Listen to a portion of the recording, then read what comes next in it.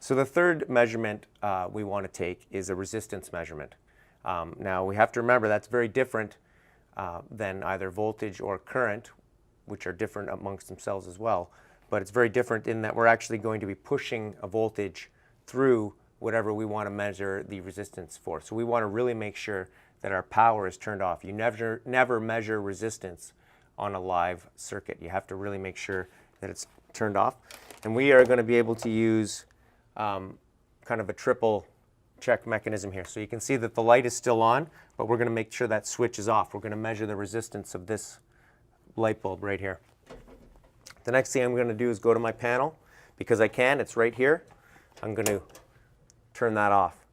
I've turned the breaker off. Now that is not completely safe. I guess I could turn the main breaker off for this panel and put a lock through it. But to demonstrate that, the same thing, we happen to be fed from a disconnect, a lockable disconnect right here beside it in this lab. So I'm going to go ahead and turn that off. And then I'm also going to use a lockout tagout procedure in case I need to go and get another tool or something. No one comes along and flips that on and without me realizing it. So I'm going to lock that off.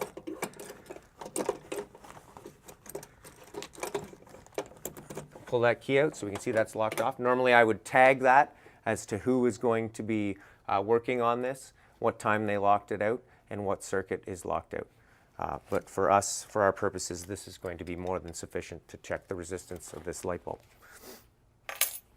The first thing we're going to want to do is remove this light bulb or this light socket from the box that it's attached to. And now I had it loosened off so it would be easy to do to demonstrate. So we can measure resistance through this light bulb by measuring across these line and neutral terminals. Now we don't want to do that with these other wires hooked up here because we may be measuring the resistance of something else in the circuit as well. But we just want to measure this resistance. So we're going to disconnect those from this circuit. I don't have to be wearing my safety gloves in this, my voltage rated gloves in this case, because we know that our circuit is off. The switch is off, the breaker is off in the panel, and the disconnect has been locked off as well.